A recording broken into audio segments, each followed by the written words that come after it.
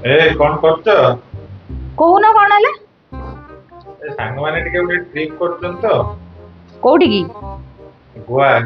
ମୁଁ ବି ଟିକେ ଯାଇଥାନ୍ତି ଭାବୁଥିଲି। ମୁଁ ଜାଣିଥିଲି ପରା, ସବୁବେଳେ ଖାଲି ସେ ସାଙ୍ଗ ସାଙ୍ଗ ସାଙ୍ଗ। କଣ ଅଛି କୁହନି ସେ ଟ୍ରିପ ରେ? ଖାଲି ଆଜି ଗୋଆ କାଲି ମନାଲି, କଣ ସେ ଟ୍ରିପ ରେ ପାଉଛ? ରୁହ, ତା ଫୋନ ଆସିଲାଣି।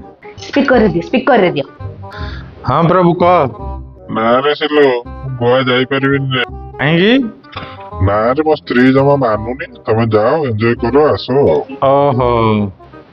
ଦେଖିଲ, ତା ସ୍ତ୍ରୀ ମନା କରୁଛନ୍ତି ବୋଲି ସେ ଯାଉନାହାନ୍ତି ହେଲା। ଆଉ ତମେ ଖାଲି ଗୋଆ ଯିବି ଗୋଆ ଯିବି। ସମସ୍ତେ କଣ ତୋ ସ୍ତ୍ରୀ ମାନେ ଆମ ଭାଉଜଙ୍କ ଭଳିଆ ହେଇଛନ୍ତି କି? କେତେ ସପୋର୍ଟିଭ ସିଏ।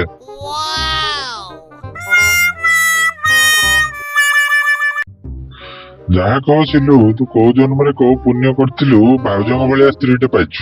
ହଉ ତମମାନେ ଯାଅ, ମୁଁ ତ ଯାଇପାରିବିନି ଆଉ। ହଉ ତାହେଲେ ଆଉ ରଖିଲି ଆଉ। ଆଚ୍ଛା ଶୁଣିଲ, ତମେ ତ କହୁଥିଲ ତମର ଇଚ୍ଛା ଅଛି ବୋଲି ଯିବା ପାଇଁ।